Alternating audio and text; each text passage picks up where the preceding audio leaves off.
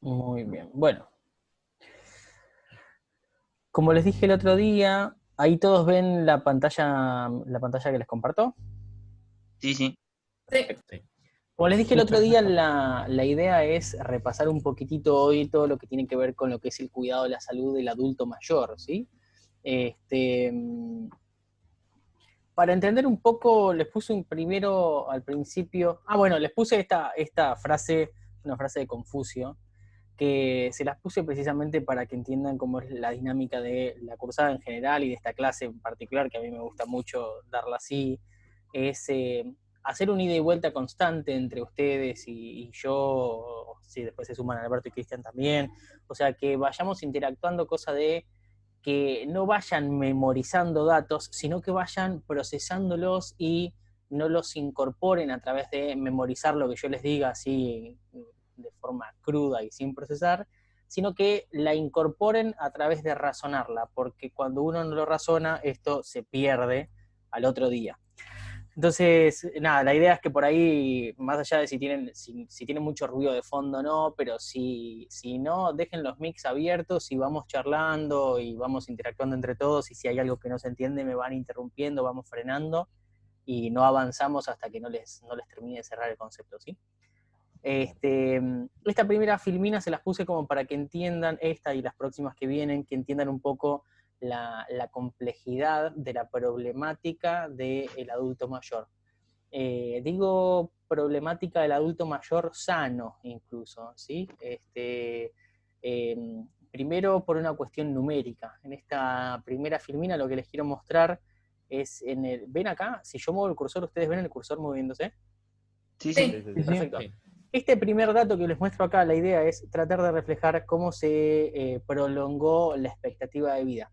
Probablemente uno de los cambios demográficos más importantes que tuvo el siglo XX fue que se prolongó la expectativa de vida de forma marcada, no al doble, pero casi al doble. Fíjense qué dato loco, ¿no? Que a principios de 1900 la expectativa de vida de una persona, esto es estadística de Estados Unidos, pero probablemente acá haya sido medianamente similar. A principios de 1900 una persona, la expectativa promedio de vida era de 47 años. O sea, una cosa que hoy es impensable porque es como casi la mitad de la vida de una persona, ¿no? Y les puse el dato de 2001, era de 77 años, hoy es un poco más todavía. Este, Lo cual lleva a este segundo dato, ¿no? Si la gente vive más, probablemente hay cada vez más mayores de 60, 65 años sobre la faz de la Tierra, ¿no? Fíjense que si en 1900 uno veía a alguien de 60 años, eso era una rareza, era como si hoy nos cruzamos con alguien que tiene 110, 120 años, ¿no es cierto? O sea, gente que vive por encima de la media. Ahora, hoy, con una expectativa de vida de 77 años o más, encontrarse con gente por encima de 60 años es algo de todos los días. De hecho, acá les puse el número, pero no para que se acuerden el número, pero sí para que entiendan un concepto. Los adultos mayores son un montón en este momento.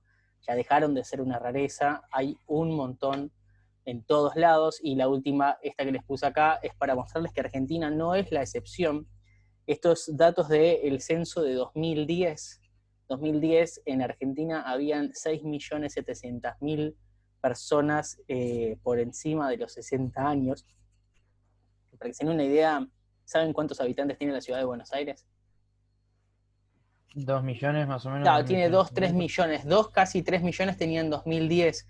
O sea que hay más del doble de la población de la ciudad de Buenos Aires de ancianos en todo el país. Concepto de esta filmina, hay un montón de adultos mayores en el mundo y la Argentina no es una excepción. La segunda cosa que hay que tener en cuenta para entender la complejidad de la situación del adulto mayor es si uno pudiera analizar la vulnerabilidad en función del momento de la vida que uno está atravesando. Acá básicamente lo que les hice es una curva en la cual uno tiene en cuenta vulnerabilidad, teniendo como concepto de vulnerabilidad el hecho de si uno se puede o no valer por sí mismo, si necesita asistencia o si no, y como primer momento de la vida, cuando uno es un niño recién nacido, ¿cómo es esa vulnerabilidad? ¿Qué piensan? Alta, Muy dependiente. Es totalmente dependiente. Exactamente, o sea, uno cuando es chiquitito si a uno no le dan asistencia, uno no come, uno no se cambia de ropa, uno prácticamente no sobrevive más de un par de días sin la asistencia de alguien del entorno. Esa vulnerabilidad es máxima, pero a medida que uno va entrando en la vida adulta, esa vulnerabilidad, esa dependencia de nuestro contexto va bajando para sobrevivir, llegando a un mínimo en la edad adulta, pero después tiene como un pequeño rebote que va aumentando progresivamente y vuelve a ser máxima si uno llega tipo a edades muy tardías de la vida, ¿sí? Este es el concepto. Miren, si uno agarra y hace una curva de vulnerabilidad en función de la etapa de la vida que uno está pasando, es máxima cuando uno es chiquito, es mínima cuando uno es un adulto, más o menos en este momento en el cual estamos nosotros, y después empiezan a perder funciones, lo cual hace que con el paso del tiempo, tarde o temprano, estos puntos van a ser distintos en la vida de cada uno de nosotros, pero más o menos a lo largo del tiempo, si logramos vivir lo suficiente, cada vez vamos a necesitar ayuda con más cosas, ¿sí? ¿Esto se entiende acá? ¿Hasta acá este concepto? Sí. Se entiende. Esta filmina es particularmente, o lo que trata de mostrar esta filmina es lo particular de la problemática de los adultos mayores. Porque si nosotros miramos esta parte acá de los niños, uno puede entender que el mundo está preparado para este niño vulnerable. O sea, cuando viene un niño vulnerable al mundo, está muy claro quiénes se van a hacer cargo, lo van a cuidar papá, mamá, los abuelos, los tíos, los padrinos, o sea, los vecinos, la niñera. Ya sabemos quién va a cuidar ese niño que viene al mundo, ¿no es cierto? El sistema de salud está preparado porque tiene servicios dentro de los hospitales, hasta tiene hospitales monovalentes para hacerse cargo del cuidado de esos niños. Hay un jardín maternal y un jardín normal cada 5 cuadras en la ciudad de Buenos Aires, o sea, es como en lo que es sistema educativo, tenemos parques, tenemos plazas, tenemos atracciones, tenemos actividades infantiles, hay un mundo que está completamente preparado para asistir a los niños en esta parte de la vulnerabilidad. ¿Eso se entiende? Sí. Bien. Ahora, ¿qué pasa con el adulto mayor que tiene la misma o más vulnerabilidad que un niño? ¿Cuán preparado está el mundo para ustedes? ¿Qué piensan?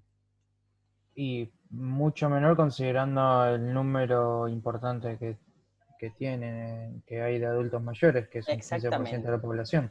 Exactamente. Yo les decía hoy que está muy claro quiénes van a cuidar a los niños, está muy claro quién le va a cambiar el pañal, está muy claro todo con los niños, en líneas generales, ¿no? Siempre hablando de un promedio. Pero con los adultos mayores eso no pasa. Con los adultos mayores pasa todo lo contrario, no está muy claro y en esos límites difusos se generan como zonas grises que generan cierto abandono en los adultos mayores, en los cuales hay que cuidarlo, pero no queda no queda claro quién es el que se tiene que hacer cargo de ese cuidado. No es lo mismo cambiarle un pañal a una criatura que cambiárselo a un adulto mayor. No, ¿conocen muchos hospitales monovalentes de adultos mayores? ¿Conocen No, muchos? yo porque soy de la NARI, conozco bastante el manejo del adulto mayor, pero no...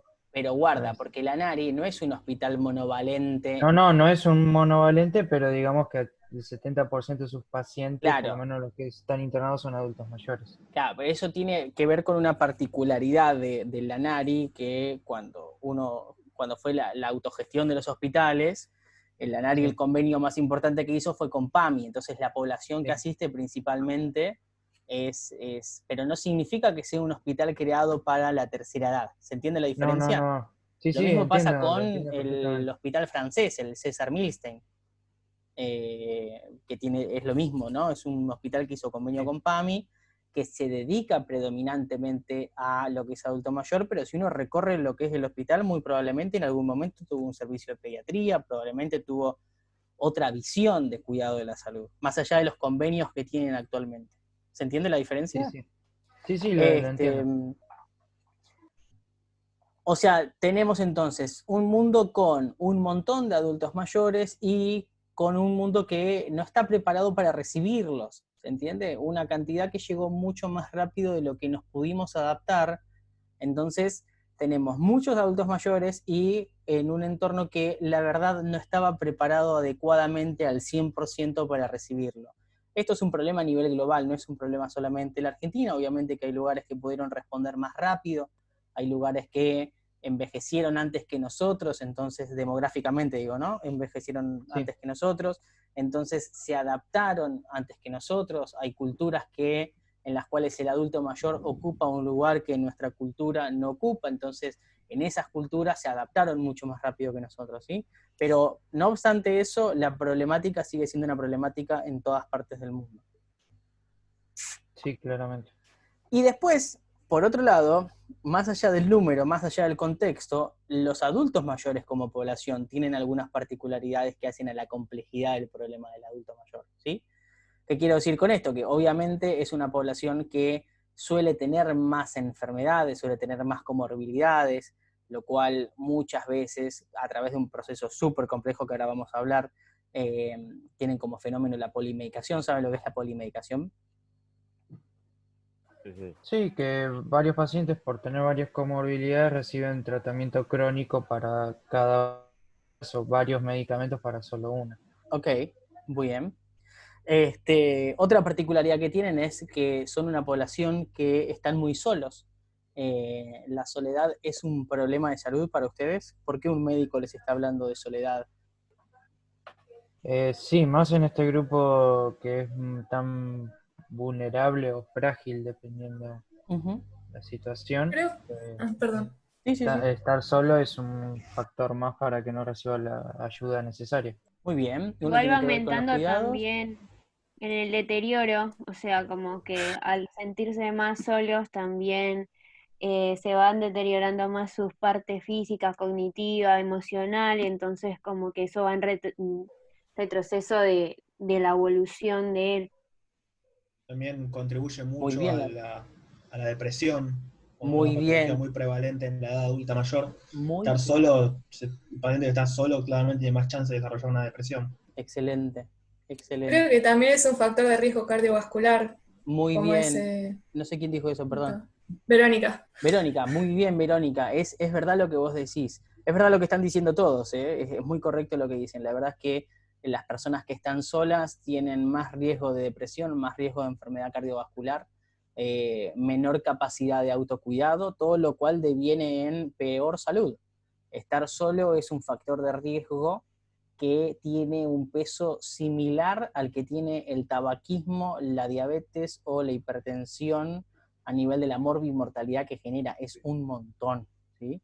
Y todos solemos tomar la presión, todos solemos hacer un laboratorio con glucemia, pero la soledad, o mejor dicho, su contraparte, que es la red de apoyo social, no siempre es algo que evaluamos en los consultorios, y que yo acá se los puse a propósito, porque es algo que uno tiene que empezar a tener en el radar.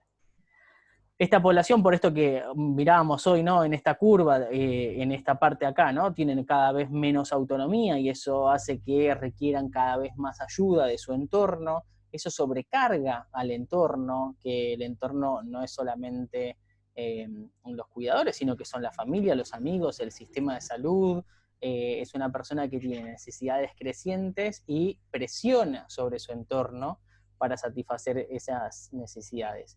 En cuanto a lo que tiene que ver con el sistema de salud, eso se traduce en policonsultas, en internaciones, en gasto aumentado de forma enorme en medicamentos y en salud en general, ¿sí? Estas dos cosas acá hay que prestarle mucha atención, y es lo que nosotros nos vamos a centrar ahora. Acá yo quiero mostrarles todo lo que es el cuidado de salud. Perdón, hasta ahora, con todo esto, ¿no? Ya revisamos, hay un montón de adultos mayores, ¿no es cierto? Hay cada vez más, la tendencia es que van a haber cada vez más a nivel global, que la Argentina no es la excepción. Son cada vez más vulnerables en un contexto que no los estaba esperando, y son personas que tienen muchas más comorbilidades y muchas más necesidades que la media de la población de los otros grupos etarios, y eso son como las tres patas principales que hacen a la complejidad de la problemática del anciano. Hasta ahí, ¿me siguieron todos? ¿Quedó todo claro? ¿Hay algo que no haya quedado claro? No, muy claro. No, Sí, Muy bien. claro. Ok.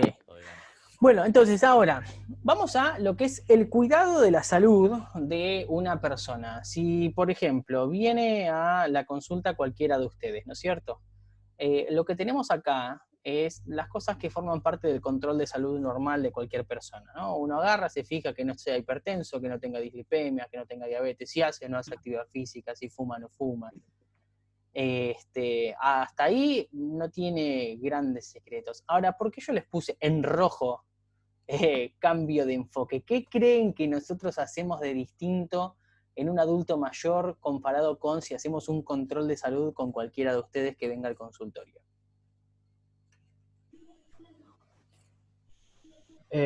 Porque ahí estamos casi dando por sentado que tiene autonomía, por ejemplo, que puede realizar todas las tareas que un adulto joven o de mediana edad puede cumplir con cualquiera de las tareas, o que tiene la suficiente autonomía en sí. En Me lo que el gusta. adulto Entonces, no necesariamente quizás tenga problemas para pagar la comida, entonces la dieta empeora significativamente al jubilarse. Después, del hecho de que viva solo, quizás tuvo algún hecho que lo incapacitó en algún momento y los hijos justo se fueron de la casa o se mudaron, o los hijos empezaron a tener nietos por parte del anciano y no pueden darle el tiempo que necesita. Vas muy bien encaminado, Juan. ¿Los demás qué opinan? que en mi caso, por ejemplo, básicamente ahí lo que se ve es son enfermedades individuales, pero el enfoque diferente que se le hace al adulto mayor es ver la funcionalidad que tiene ese paciente para cuidarse. Porque vos le puedes decir que tome tal medicación, que tome IECA para la hipertensión, que tome las estatinas, lo que quieras, pero si el paciente tiene problemas en su casa, si vive solo, si tiene olvidos, si lo que sea, no va a poder hacer bien el tratamiento. Entonces tenés que evaluar la capacidad que tiene esa persona para hacerlo. Muy bien. Ahora, hablaron Lucas y Juan, ¿no es cierto? Sí. Les pregunto a todos, ¿por qué piensan que hacemos este cambio, este volantazo, esta modificación en el enfoque? ¿Cuál es la necesidad? ¿Lo hacemos por capricho o cuál es el sentido? Más que nada por evaluar y detectar tempranamente cuando empieza a haber deterioro de la funcionalidad, Sí. para ir tratando de generar los barreras de contención necesarios para que pueda mantener la mejor calidad de vida posible el paciente. Me gusta, muy bien, Juan. ¿Y por qué más? También porque son la pérdida brusca de funcionalidad, y que eventualmente, si pueda recuperar parte de esa funcionalidad, los grados de pérdida y de recupero son factores pronósticos para el paciente. Okay. Cuanto menos funcionalidad tiene, peor pronóstico tiene. Eso es verdad, eso es verdad. Yo creo que el punto clave acá para entender es que uno hace un vuelco hacia la funcionalidad, básicamente porque cuando uno se centra en los factores de riesgo, cuando uno se centra en la prevención de que no tenga hipertensión, que no esto, que no otro, ¿para qué hace uno eso? ¿Para qué uno corre con la presión, la diabetes, esto, lo otro, a nuestros pacientes cuando tienen 40 años? ¿Para qué? Para evitar daño a largo plazo. Bien, y eso se traduce en menor mortalidad. Prevención primaria. Para prolongar la vida, en realidad. exactamente, Mejorar la calidad de vida. exactamente. Uno hace todo esto precisamente para que nuestra población llegue a los 70, 80 años, como ellos ya llegaron, ¿se entiende? Yo no quiero decir con esto que el objetivo es soltarle la mano y no cuidarlos más porque, bueno, ya está, ya cumplieron. No, Pero obviamente. entienden que uno no puede presionar de la misma manera con la hipertensión a alguien que tiene 80 años que a alguien que tiene 40 años. ¿Se entiende eso? Sí. Uno no... De hecho, es hasta más riesgoso que yo a un adulto mayor de 75 años le pida tener presiones bajas como se lo pido a alguien de 40 años, ¿sí? Es mucho más peligroso eso a que si se la dejo un poquito más alta. ¿Por qué? Básicamente porque la presión alta la presión en 140, 90 por ahí, pasa a ser la nueva presión normal en el contexto de una persona que tiene las arterias calcificadas, y que si uno se la lleva a 120, 80, es como si cualquiera de ustedes hoy, o yo, tenemos 90, 60. Tiene riesgo de caídas, tiene riesgo de quebrarse la cadera, de golpearse la cabeza. Hubo un montón de experiencias recientes, de hechas bastante recientes algunas, que dijimos, vamos a salir a bajarle la presión con todo a todo el mundo, y las consecuencias fueron bastante malas. Entonces, por ahí, el primer mensaje con el que hay que salir al cruce de este tipo de intervenciones es decir, bueno, está todo muy bien. Ahora, intervenir, no controlar la presión, no controlar la glucemia, no controlar las dislipemias, tiene su riesgo. Pero intervenir demasiado también es riesgoso. Es mayor. ¿Se entiende eso?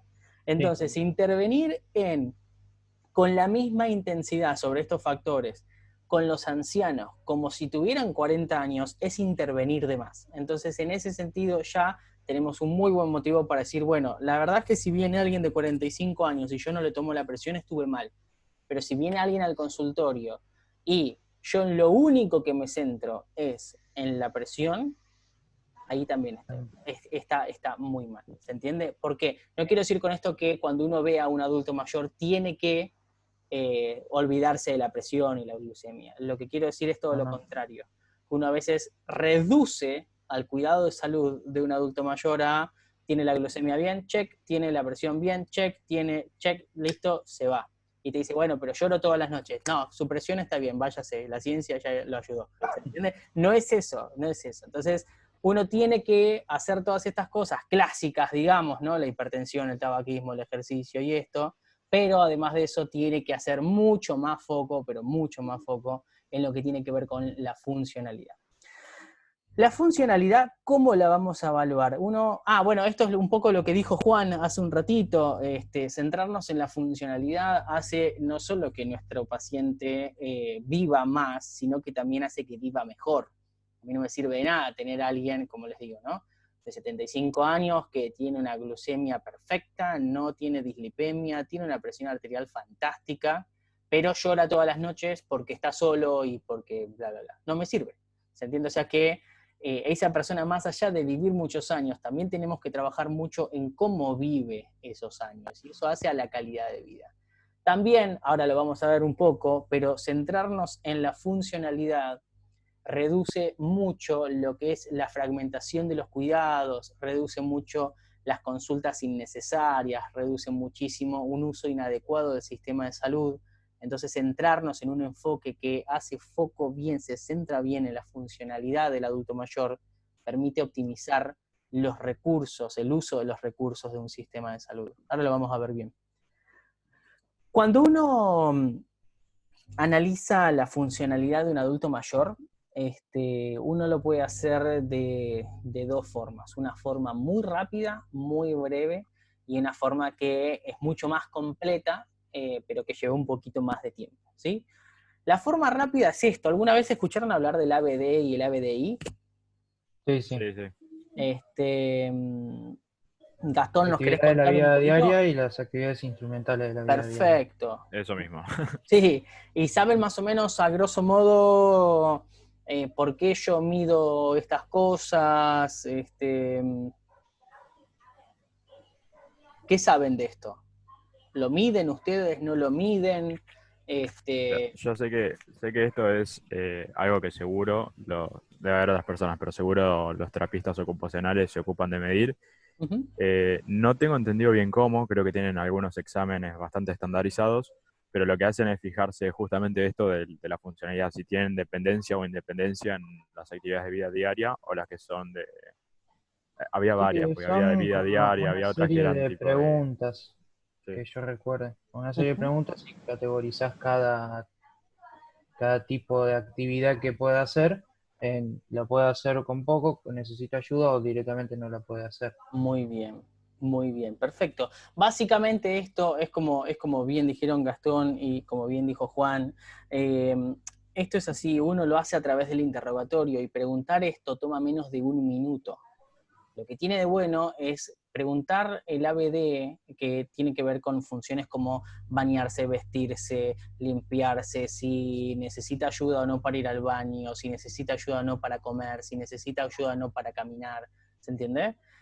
Todas estas cuestiones como muy, muy básicas son preguntas orientadas a si esta persona puede o no puede cuidarse sola.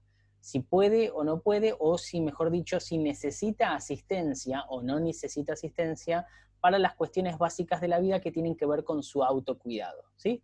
Si uno eso lo lleva un poquito más, le da una vuelta de rosca más allá de si se puede cuidar solo, ¿no? En cosas básicas, tiene que ver ya con cosas que son un poquito más avanzadas, pero que tienen que ver no tanto con el autocuidado, sino con la autonomía, que creo que es lo que nos responde la pregunta de esta persona que yo tengo enfrente, ¿puede vivir sola o no puede vivir sola? Ya no es solo si puede cuidarse, sino si puede valerse por sí misma. Por eso las preguntas que uno hace es si puede usar el teléfono o no para pedir ayuda, si se cocina o no, si maneja o no maneja dinero, si tiene la capacidad de administrar solo su medicación o si necesita asistencia para esto. Son todas cosas que tienen que ver con, por ejemplo, si una persona no puede manejar dinero y no puede manejarse la medicación y toma un montón de medicación, yo no la puedo dejar viviendo sola. ¿Sí? ¿Se entiende la complejidad de esa situación, no? Entonces, Sí, sí. estas cosas a mí me sirven muchísimo en que son muy breves, pero me dan una información muy, pero muy útil, ¿sí? Y la otra cosa que tiene que ver es, estas cosas se modifican muy rápidamente si alguien tiene alguna enfermedad aguda. Por ejemplo, no sé, alguien tiene un síndrome confusional por una neumonía, por una infección urinaria, lo que fuere, este ABD cae muchísimo, ni hablar el ABDI también cae un montón. Entonces uno como que siempre tiene una foto de en qué situación estaba nuestro paciente antes de este confusional, durante el confusional y después del confusional. Uno puede ver si recuperó o no. Hacer estas dos cosas, estas dos preguntas toman, no les miento, 1 minuto en la consulta. ¿Usted necesita ayuda para ir al baño? No. ¿Usted necesita ayuda para comer? ¿O come solo? ¿O lo ayuda a alguien? No, como solo. Perfecto. ¿Se entiende? O sea, es como, es muy pero muy breve, pero la información que nos da es súper rica. Lo mismo Y lo que no, tiene que ver con ABDI. no solo en contexto de enfermedades agudas, sino también para ver cómo progresa una enfermedad crónica, te va Ni hablar. dando Ni hablar. indicios. Sí, totalmente, Santiago. Deterioro Totalmente. cognitivo. Sí. Bueno, ahora vamos a ir. Esto nos da como una foto inicial, ¿no es cierto? Esto es como cuando ustedes van a empezar a revisar a un paciente y lo primero que hacen es tomarle los vitales porque no es lo mismo que esté pálido, hipotenso y sudoroso a que esté normotenso. ¿Se entiende la diferencia, no? Como que uno, la primera aproximación que hace es como para separar las aguas entre hacia dónde tengo que ir, entre la urgencia, si tengo tiempo o no tengo tiempo. Esto es más o menos similar, ¿sí? Esta primera aproximación hasta acá se entiende, ¿no? ABD y ABDI. Sí, Sí, sí. se entiende. Muy bien. Después, la mayoría del material que ustedes tenían para hoy tiene que ver con esto, ¿no? Que es la evaluación funcional del anciano. Una persona, cuando uno quiere evaluarlo de una forma bastante completa, lo puede evaluar en función de 4 esferas, ¿sí? Que tiene que ver con una esfera física, una esfera del cuerpo, una esfera que tiene que ver con la mente, con lo cognitivo, una que tiene que ver con lo emocional y otra que tiene que ver con lo social. ¿Cuál es más importante que cuál? Ninguna. Son todas igual de importantes y si ustedes van a hacer una evaluación de un anciano, no hay ninguna que puedan olvidarse, porque imagínense la situación, ¿no? Ustedes evalúan perfecto la parte física, que es lo que se suele hacer en la mayoría de las consultas, pero se olvidan de evaluar lo cognitivo, si es alcohólico, si está solo, ¿se entiende? No tiene mucho sentido hacernos cargo de una pata del cuidado del adulto mayor si no cuidamos a todo lo demás, porque en esa incompletitud dejamos la puerta abierta a que incluso esto que nosotros estábamos cuidando un montón se nos vaya al tacho, ¿sí? ¿Se entiende eso? Entonces, vamos a ver brevemente cada una de estas 4 esferas. Como les dije, la clásica es la física. Uno cuando en un consultorio de medicina familiar atiende a alguien que es un adulto mayor, analiza la visión, básicamente porque los trastornos de la visión en los adultos mayores son súper frecuentes, pero súper frecuentes. Fíjese lo que les puse acá, casi la totalidad necesita lentes. Nosotros siempre, nosotros médicos, ¿no? Clasificamos las cosas en lo más frecuente y lo más grave, ¿no? Como para no perder de vista ninguna de las dos cosas. Lo más frecuente en lo que es las alteraciones de la visión es la presbicia, ni hablar, y en menor medida, pero que sigue siendo bastante prevalente, las cataratas. Y lo más grave, bueno, glaucoma y degeneración macular, sobre todo asociado a enfermedades, comorbilidades asociadas tipo diabetes, hipertensión. ¿Qué es lo que hace el médico de familia en base a esto? Hace un interrogatorio en función de, por ejemplo, las cataratas son súper frecuentes y la gente viene y te lo cuenta. Entonces uno hace un interrogatorio en función de cuánta pérdida de la visión tiene y siempre uno pregunta qué impacto tiene en la vida de esa persona. Hago énfasis en esto. ¿Por qué hago énfasis en esto? Porque la indicación quirúrgica o no de estas cataratas en muchos de los viejitos tiene que ver en cuánto impacta esa catarata en la calidad de vida de la persona. Si era una persona que te decía, mira, la verdad, no puedo leer el diario, pero en mi vida me interesó leer el diario, no tiene tanta indicación quirúrgica como alguien que te dice, mira, soy escritor, leer y escribir es lo que me ayuda a mantenerme activo y es lo que me hace sentirme vivo. Entonces uno tiene que salir a gestionar la cirugía de esto con mucha más celeridad que en otro contexto, ¿no? Otra cosa que uno hace para ver trastornos de lo que es la refracción, la necesidad de uso de lentes o no, es utilizar la cartilla de Snellen, y siempre que uno detecta a través de estas dos cosas alguna alteración, lo manda al oftalmólogo, ¿sí? Nosotros en este sentido referimos mucho al oftalmólogo básicamente por dos cosas, ¿no? Uno es para descartar causas todo el tiempo, y la otra es porque el tratamiento específico no lo damos nosotros médicos de familia, ¿sí? Nosotros no recetamos lentes, nosotros no operamos cataratas, entonces es muy importante la referencia y contrarreferencia, el derivar a nuestros pacientes hacia sectores, dependiendo de donde trabajemos, en un nivel de complejidad un poco mayor, y siempre que tenga una evaluación, un contacto con el oftalmólogo si hace falta. Lo mismo pasa con la audición. Los problemas de audición a medida que avanza la edad son súper frecuentes también. Fíjense que acá les puse en mayores de 70, más de 2/3 tienen problemas de audición. No sé si se acuerdan que muchas cosas en el cerebro tienen como una representación que se llama somatotópica, y en la cóclea tienen una representación también que va en función de los tonos más graves en una parte y los tonos más agudos en otra. La parte de la cóclea que más se afecta con el paso del tiempo es la de los agudos, por eso los adultos mayores no escuchan tanto las voces agudas o los sonidos tipo del subte, los chillidos y todo eso, tienen muchos más problemas para identificarlo que una voz gruesa, por ejemplo. Entonces uno a eso mismo hace mucho hincapié en lo que es interrogatorio y algunos cuestionarios para ver qué impacto tiene esta pérdida de la audición.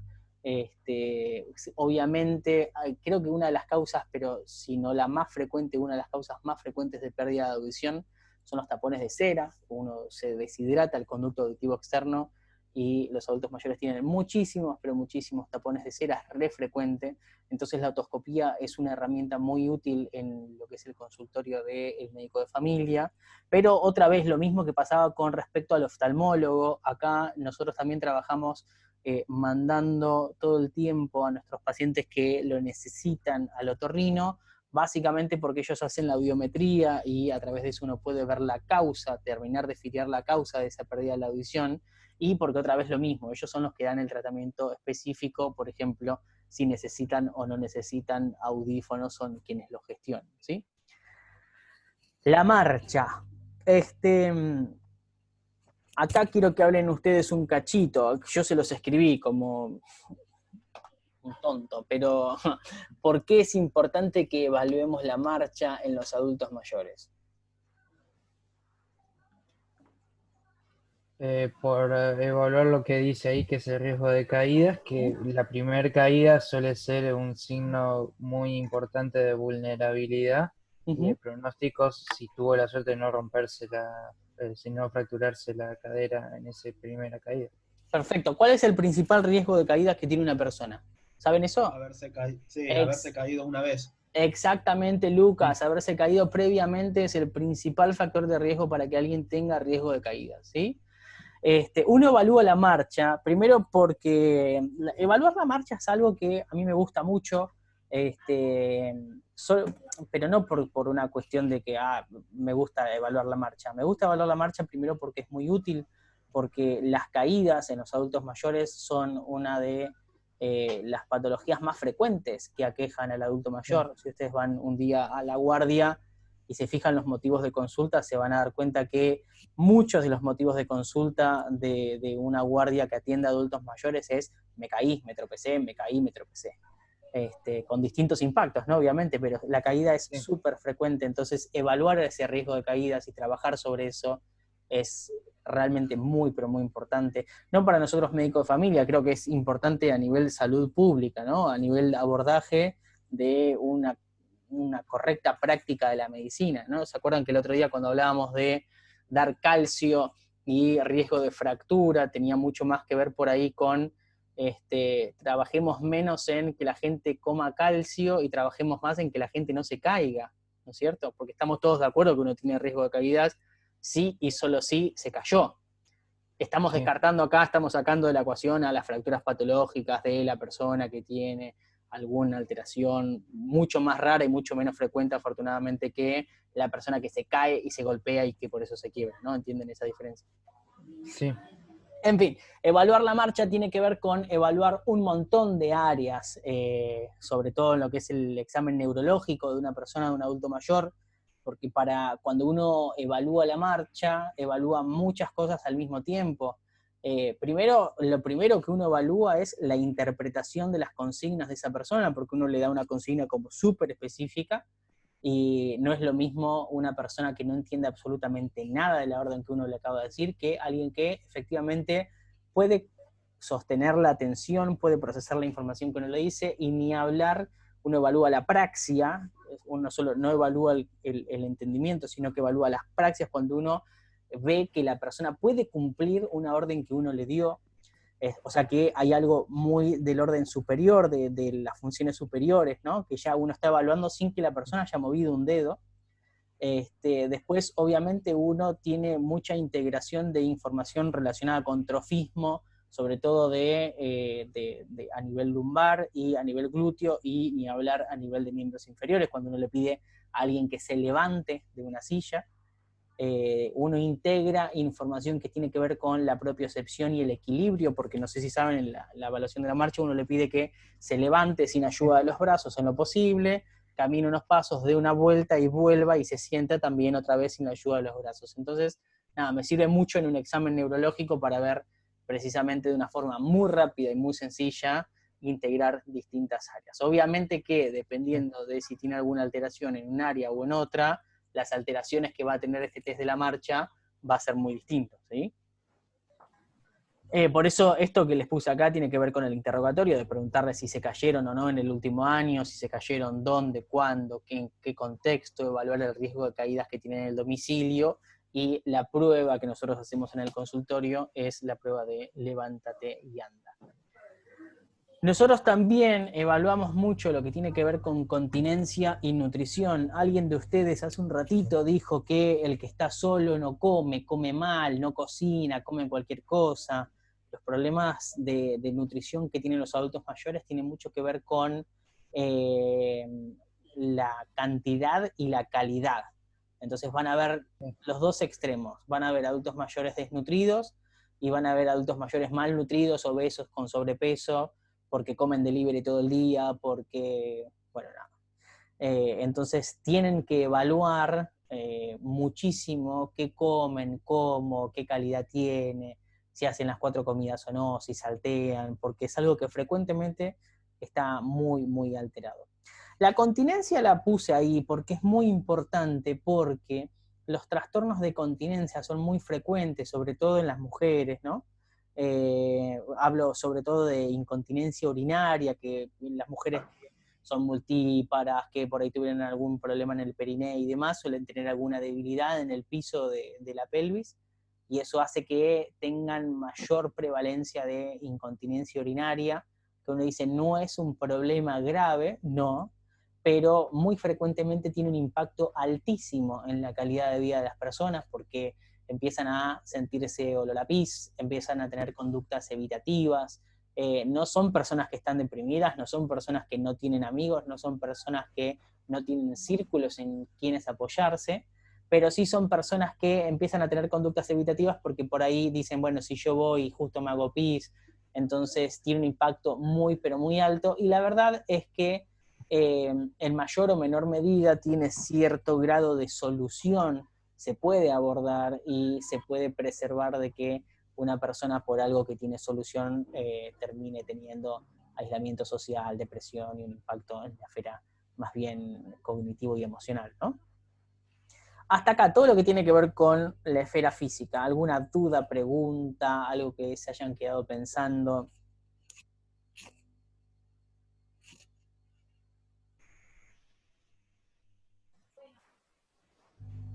No, dentro de lo que es físico no. ¿Estamos bien? Bueno, Muy bien, bueno, ahora vamos a ir con lo que es cognitivo. Lo cognitivo tiene que ver, alguien lo nombró hoy ya, para ver lo cognitivo en un consultorio de primer nivel de atención, uno lo evalúa a través de 3 tests que son muy sencillos de hacer. El primero es el Mini Mental Test, no sé si alguna vez lo deben haber sentido nombrar ya. ¿Saben Sí, lo que es? mucho. ¿Ya hay alguien que no sepa lo que es el Mini Mental? Bueno, el Mini Mental está muy bueno porque si uno agarra todas las funciones superiores del sistema nervioso central, el Mini Mental evalúa todas y cada una de ellas. Es un test rápido de realizar, toma unos 5 o 10 minutos hacerlo completamente, pero tiene algunas limitaciones. Obviamente, como el paciente tiene que leer algunas de las órdenes que nosotros le damos, es importante el nivel de instrucción que tiene ese paciente, si terminó el colegio, si no terminó el colegio, si sabe leer, si no sabe leer. Otra es que vea, ¿no? Porque suponga, yo una vez hice un mini mental a un paciente que usaba lentes y no me lo había dicho, y ese día fue al consultorio sin los lentes y el mini mental le dio pésimo, y al final de la evaluación, ahí me dijo, y claro, la persona, esa misma persona con su par de lentes, a la semana siguiente hizo un mini mental totalmente distinto, ¿sí? Lo mismo tiene que ver con que nos pueda escuchar, ¿sí? Porque muchas de las órdenes que uno le da para el mini mental tienen mucho que ver con que la persona para poder procesarlo lo tiene que poder escuchar. Esas son como las principales limitaciones, sobre todo tiene mucha limitación en las personas que tienen un nivel de instrucción un poquito más bajos, si no terminaron el colegio, si no saben leer y demás, la aplicación del mini mental es mucho más limitada que en una persona que sí sabe leer y demás. El set test no tiene esas limitaciones, entonces en ese nivel, en ese sentido, yo sí puedo hacer un mini mental, hago un mini mental, pero si no lo puedo hacer, inmediatamente hago un set test, porque el set test, ¿jugaron alguna vez al Tutti Frutti? Tipo, Sí. bueno, 10 palabras, 10 colores, 10 tal cosa, ¿no? Entonces uno agarra y le da, el set test te doy 1 minuto para que me digas 10 colores. No importa si fuiste al colegio o no fuiste al colegio, no importa si sabes leer o no sabes leer, más o menos en tu vida 10 colores aprendiste, ¿no es cierto? Entonces 10 colores, 10 ciudades, 10 comidas, 10 animales. Uno evalúa la atención, la praxia, la evocación de contenidos, evalúa muchísimas funciones superiores a través de algo súper sencillo como nombrame 10 colores, nombrame 10 animales, nombrame 10 ciudades, ¿sí? El set test no tiene el nivel de complejidad que tiene el mini mental, pero es una herramienta como para tener arriba de la mesa. Si el mini mental no se puede usar, no es que nos quedamos sin nada, ¿no? Tenemos una herramienta que es sencilla y que nos da mucha información muy, pero muy valiosa. El test del reloj pasa lo mismo. El test del reloj tiene que ver con pedirle a las personas que nos dibuje un círculo, que en ese círculo ponga los números en el lugar correcto, y uno le dice una hora, ¿no? Entonces tiene que poner las agujas del reloj en la hora que uno le esté indicando. Entonces uno agarra ahí y evalúa. Ustedes en el capítulo del libro van a encontrar un montón de ejemplos de test del reloj que están alterados. Tiene mucho que ver esto con lo visoespacial. Lo visoespacial tiene que ver con funciones de la región parieto-occipital, tiene que ver con funciones que no suelen manifestarse su alteración tan tempranamente como, por ejemplo, no sé, las alteraciones de la memoria, las alteraciones en el comportamiento, las alteraciones en el lenguaje, que son cosas como mucho más groseras y que uno las sospecha ante el primer cambio, ¿se entiende? El aviso espacial por ahí no pasa tanto, pero está muy buena, muy bueno poder evaluarlo de una manera temprana, porque es una de las primeras cosas que se alteran en las personas que tienen Alzheimer. Entonces por ahí poder hacerlo tiene mucha utilidad, ¿sí? La función cognitiva es re importante porque, fíjense esto, cuando uno analiza, hace la evaluación funcional del anciano, estas 4 esferas no son 4 esferas caprichosas. ¿Se acuerdan que la definición de la OMS de salud tiene que ver con que no es la ausencia de enfermedad la salud, sino que tiene que ver con un estado de completo bienestar? ¿Se acuerdan de eso? Sí, sí. Para ese completo bienestar, una persona tiene que estar bien a nivel físico, una persona tiene que poder entender todo, o sea, miren, esto es así, lo físico le permite a la persona conectarse con el entorno, ¿sí? Lo cognitivo le permite a esa persona poder procesar esa información del entorno. ¿Hasta ahí me siguen? Después Sí, sí. viene lo emocional, que obviamente lo emocional tiene que ver, yo puse acá alcoholismo y depresión, porque son de las patologías más frecuentes en la tercera edad de una persona. ¿Hay otras? Sí, sin duda que hay otras. Con la depresión por lo general no está sola, sino que también tiene que ver con un poquito de ansiedad, o sea, a nivel mundial, depresión, trastornos de ansiedad y de psicosis son los trastornos mucho más frecuentes en todos los grupos etarios. Pero que cambia un poquito la prevalencia cuando uno habla de los adultos mayores. Pero la depresión sola no es lo más frecuente, sino que lo más frecuente es que esté combinada con los trastornos de ansiedad. Para evaluar la posibilidad de que una persona esté deprimida, uno en el consultorio de un médico de familia lo que utiliza es el interrogatorio, ¿no? Obviamente el interrogatorio dirigido a qué es las cosas que hace esa persona. Y hay una escala que no sé si alguna vez la escucharon, que se llama la escala de depresión geriátrica de Ye-Savage, que básicamente agarra, ¿se acuerdan todos los criterios diagnósticos de depresión cuando uno hace psiquiatría? Que tiene todos los criterios diagnósticos. Una persona deprimida para tener depresión tiene que tener esto y esto. La escala de depresión geriátrica lo que hizo fue agarrar esos criterios y los evalúa en forma de preguntas. Entonces le dicen, por ejemplo, usted siente que todas las personas están mejor que usted siente que no encuentra placer con nada en la vida, usted siente que si tiene que elegir entre salir y hacer algo o quedarse en casa y no hacer nada, elige más frecuentemente quedarse en casa. O sea, como evalúa la abulia, la anedonia, ¿se acuerdan todas las cosas que tienen que ver con el diagnóstico de depresión? Lo pone en una forma de cuestionario. Entonces la persona contesta sí, no, dependiendo de lo que contesta, te da un puntaje numérico, y eso a uno lo hace sospechar de que está enfrente de una persona que tiene un problema relacionado con un problema de la esfera emocional. En la misma esfera emocional les puse el alcoholismo, y como herramienta usamos muchísimo el CAGE nosotros. ¿Saben lo que es el CAGE? Tengo una duda, Sí.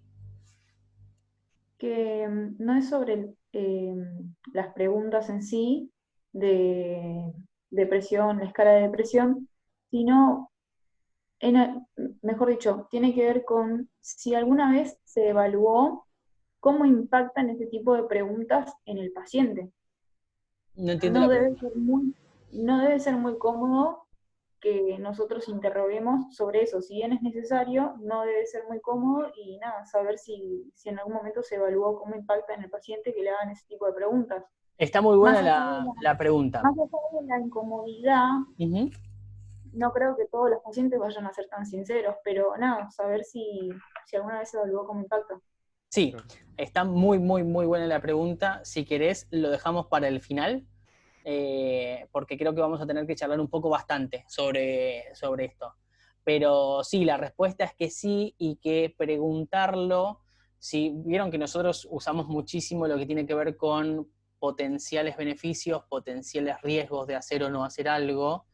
En este caso, en el caso de preguntar y hablar de estas cosas que generan cierta incomodidad, como bien decías vos recién, eh, los potenciales beneficios sobrepasan a los potenciales riesgos cuando uno hace estas preguntas. Pero está muy buena la pregunta, porque sí, no es sencillo hacer estas preguntas, ni hablar que tampoco es sencillo hacer las preguntas sobre alcoholismo, ¿no? ¿Saben lo que es el CAGE, esto que está acá? No, yo Sí, no. es un... Eran como 4 preguntas que te decían algo así como si alguna vez alguien te había dicho como, bueno, ya deja de tomar porque te estás pasando, si alguna vez tuviste algún accidente o algo por tomar, si alguna vez quiso dejar de tomar, algo así como que eran relacionadas. Sí, Perfecto. tomaba a la mañana también. Exactamente. O si es, o tomaba como para disminuir, digamos, sus niveles de ansiedad, de estrés y algo así, creo que. Muy bien, muy bien. Son 4 preguntas que hablan como de una dependencia del alcohol con un impacto muy alto en la persona. Entonces, cuando una persona responde que sí, por lo menos a una de esas 4 preguntas, uno ya se alerta de que está en una situación de consumo problemático de alcohol, ¿sí? Está muy bien lo que ustedes dicen. Las preguntas las tienen también en el material que tienen subido al campus, eso no van a tener problema. Pero las preguntas son esas, son orientadas a eso. ¿Te puedo hacer una preguntita? Obvio. Respecto a eso. Sí. Yo además del CAGE, me acuerdo de tóxico, que también hay otro estudio, otro score que era el audit, creo. Sí. No era para detectar si tiene un consumo problemático, sino más el riesgo de caer. ¿El audit se hace en los pacientes mayores o se hace nada más el CAGE? Mira, a ver, se usa mucho menos frecuentemente porque obviamente, fíjense que hasta ahora todas las cosas que yo les voy mostrando son cosas que tienen que ver con herramientas que te dan información útil, pero que son de rápida aplicación. El audit te toma más tiempo hacerlo que el CAGE, no mucho más, pero te toma más tiempo que hacerlo que el CAGE, ¿se entiende? Y la verdad es que algo con lo que nosotros luchamos siempre, nosotros médicos, ¿no? Es con la cantidad de tiempo disponible que tenemos para las consultas. Entonces, en ese sentido, siempre que uno tiene, si vos me decís, el audit te da muchísima más información relevante de lo que te da el CAGE, la verdad es que sí, pero no en cuanto a estas, vos fíjate que son todas cuestiones que tienen que ver con tamizaje, ¿no? Que yo agarro y digo, ¿tiene riesgo de caídas? No, bueno, sigo. ¿Tiene riesgo de depresión? No, bueno, sigo. Como que voy buscando en todas las esferas y obviamente, si yo en alguna de estas esferas encuentro algo, la intervención no termina ahí y la evaluación tampoco. Ahí ya, por ejemplo, yo hago el CAGE, me da positivo, sin ni hablar, hago el audit, hacemos un montón de otras cosas. Sí. Pero lo inicial, el primer paso siempre tiene que ver con estas cosas que son más breves. No sé si logro explicar, si logro responder la pregunta. Sí, lo entiendo. Yo en una guardia me pidieron hacerle un test audit a un paciente que ya se había evaluado por interrogatorio que consumía alcohol y se quería evaluar eso. Claro. ¿Y cuánto tiempo Tenía te tomó? por otras cosas igualmente. ¿Te acordás cuánto tiempo te tomó hacer el audit? Sí, 5 minutos dentro de la privacidad que se podía tener en la guardia, ¿no? Claro, sí, totalmente. Es un poquito más extenso, pero sí, está re buena la pregunta, Lucas. Quiero que por ahí tengan en claro esto que acabo de aclarar, que al principio no lo dije, pero es un punto muy importante, que uno cuando en cualquiera de estos puntos detecta algo, obviamente la evaluación no termina ahí. Supongan que yo agarro y detecto, no sé, incontinencia urinaria. Digo, bueno, listo, ya está, tiene incontinencia urinaria, vamos con minimental. No, o sea, si yo detecto algo en cualquiera de estas evaluaciones, obviamente esto dispara otros test, otras formas de seguimiento, otro tipo de intervenciones, no se queda ahí esta evaluación. Como pasa con cualquier diagnóstico que uno hace, ¿no? Uno sospecha, no sé, sospecha una neumonía y lo oculta y le genera dudas, no dice, bueno, listo, ya está, sospecha de Sí, sí. neumonía. No, agarra, le pide una placa, eventualmente lo interna o no lo interna, le da un antibiótico, ¿sí? Bueno, la última esfera que nos queda es la esfera social. ¿Por qué es importante evaluar la esfera social de una persona? Ya un poco lo hemos charlado, ahora yo lo que quiero que ustedes me digan es cuán importante es esto. A ver, esto es importante porque los médicos del primer nivel de atención somos unos hippies que dijimos, bueno, no, bueno, pero todo muy lindo con la hipertensión, pero que no estén solos, o responde No, a no. un problema en serio de la salud. No, no, es un problema en serio, yo lo considero así. Va, también tengo el sesgo de la nariz que vi un montón de pacientes que por distintas limitaciones, ya sea porque eh, no tenían un buen círculo de contención social, se tuvieron que quedar mucho más días internados, o porque la obra social no le podía mandar a un geriátrico acorde, a una institución para poderlo manejar acorde. No, estuvo internado meses inclusive. Sí, Cosas totalmente. así. Está comprobado, está comprobado, está re mal decir eso. Pero hay muchos, pero muchos trabajos que relacionan el aislamiento social con un aumento de la morbimortalidad.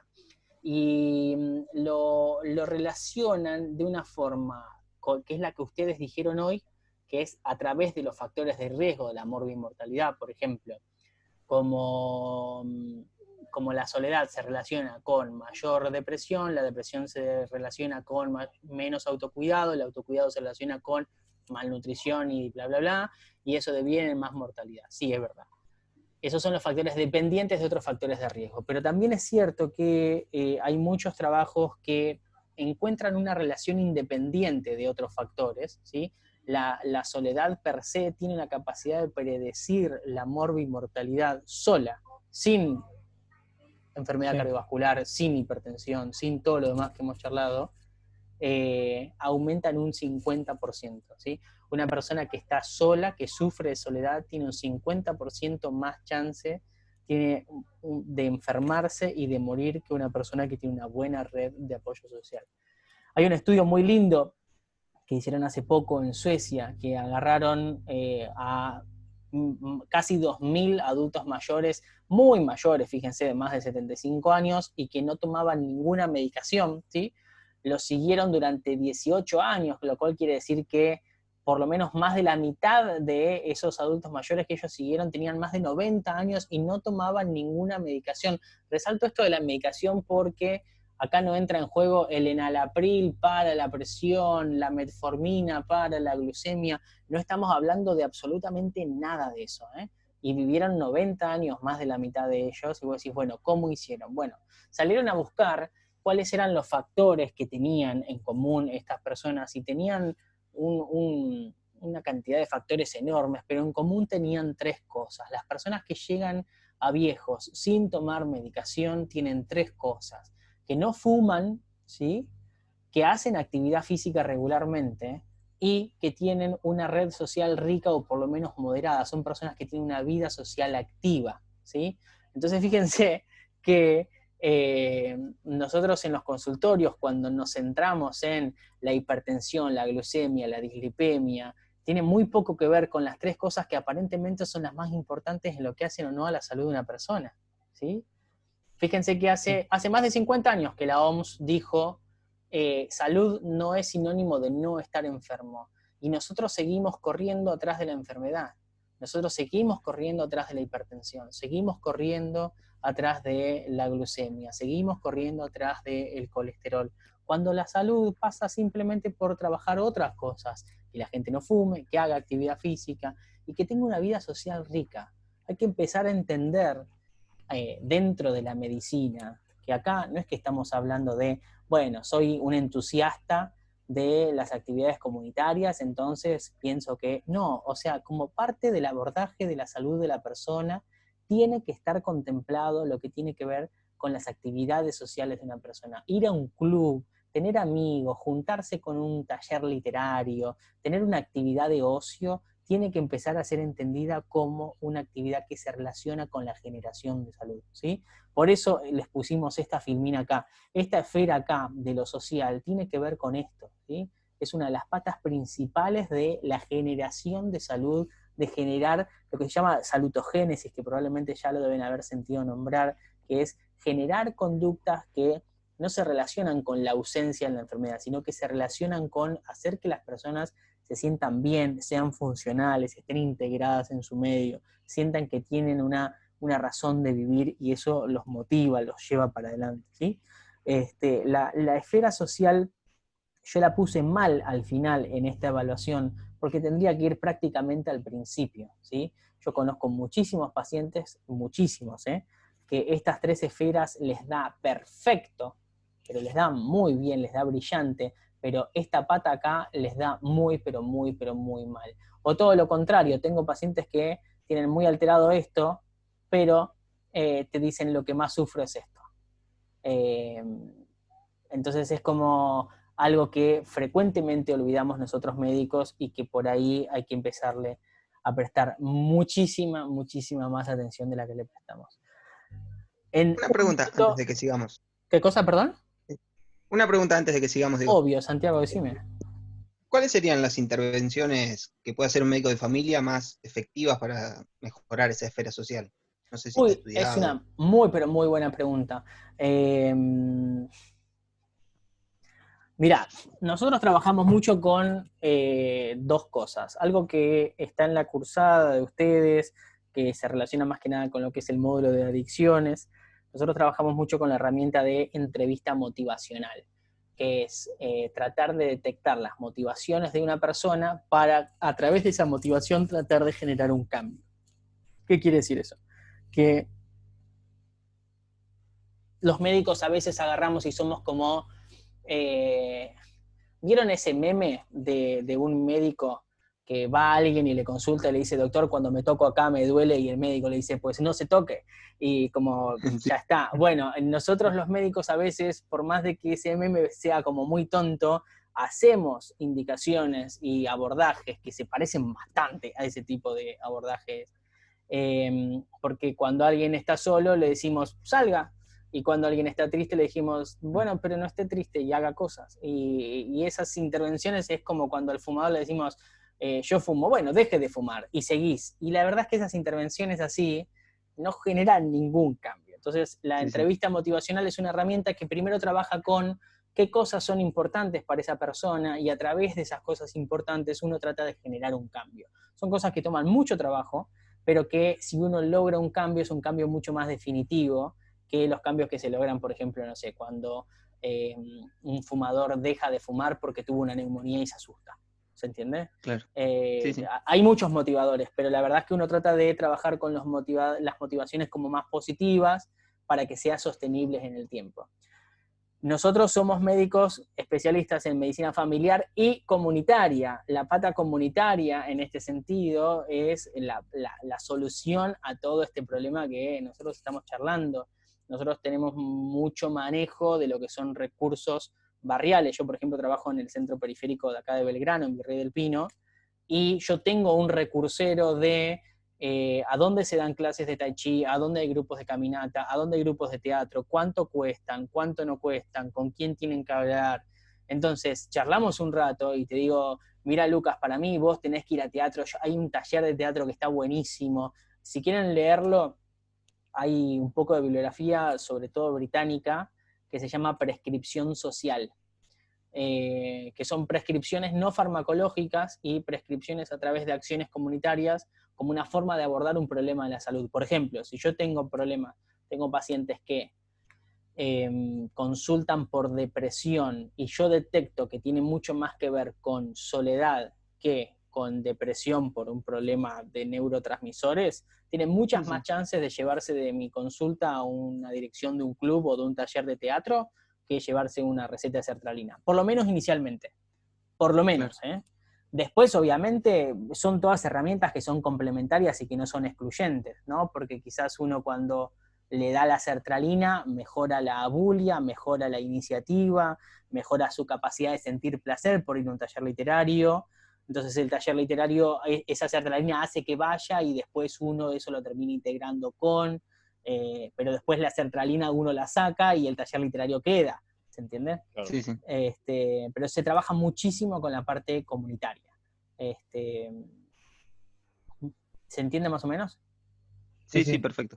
Otra Gracias. cosa es, somos medicina familiar, ¿no? Hacemos entrevistas familiares, hacemos entrevistas en las cuales citamos a nuestros pacientes con su familia y tratamos de generar red, de armar equipo, cosa de decir, bueno, che, no decirle, che, Juancito, tu mamá se siente sola, fíjate, a ver si la pasa. No hacemos eso, sino tratar de explicarle de que por ahí cuando uno está solo, eso enferma a las personas y que por ahí lo que tenemos que tratar de generar son determinados tipos de vínculos, que uno obviamente trabaja en generar vínculos que sean vínculos sanos, ¿no? Que traten de generar buenas cosas en las personas, ¿no? Que no sean vínculos patológicos y dependientes y vínculos que se basan en la manipulación de que si no venís me enfermo.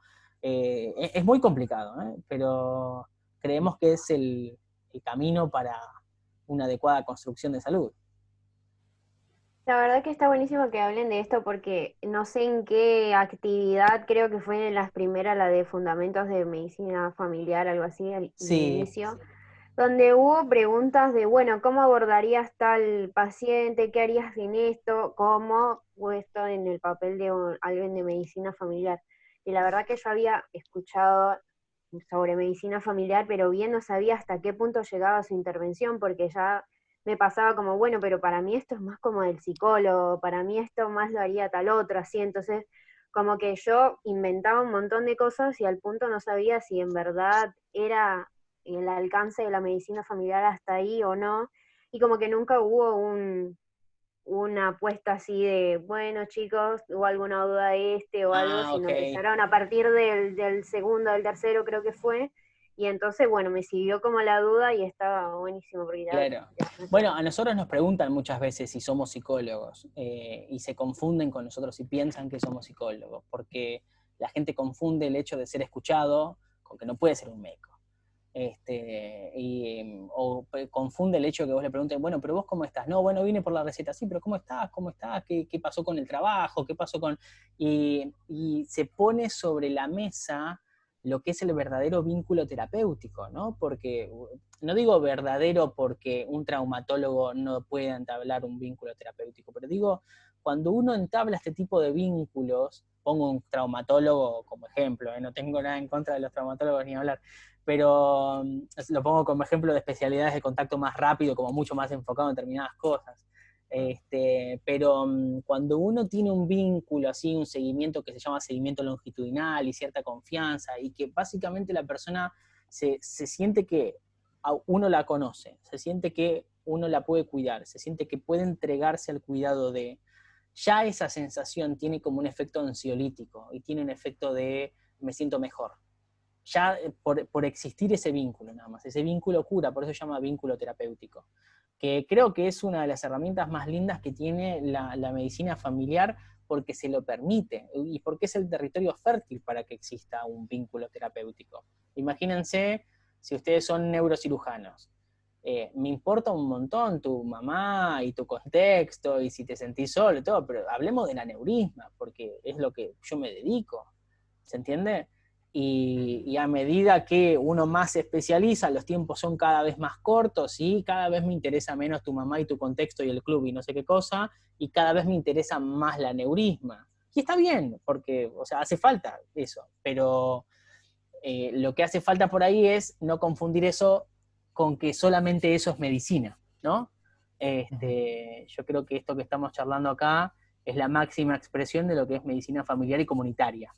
Es entender que las personas no estamos solas, que las personas no somos saludables o nos enfermamos por una cuestión de azar, sino que tiene muchísimo que ver nuestro contexto.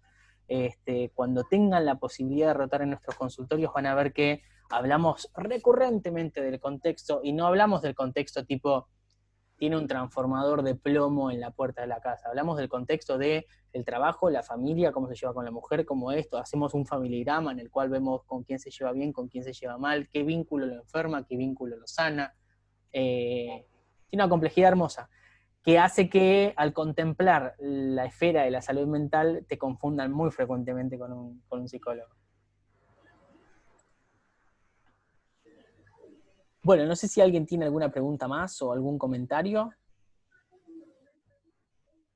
En el caso de la parte cognitiva, cuando hablábamos del mini mental test, del set test, del test de reloj, ¿eso se hacen, digamos, evalúa primero uno, después otro, luego el otro, o dependiendo de cada paciente, por ejemplo, esto que charlábamos de el nivel de instrucción que tenía, entonces escojo este y Exacto. después evoluciona al otro, o cómo sería? Exacto. Uno hace el mini mental o el set test. Si vas a hacer el mini mental, el set test no lo haces.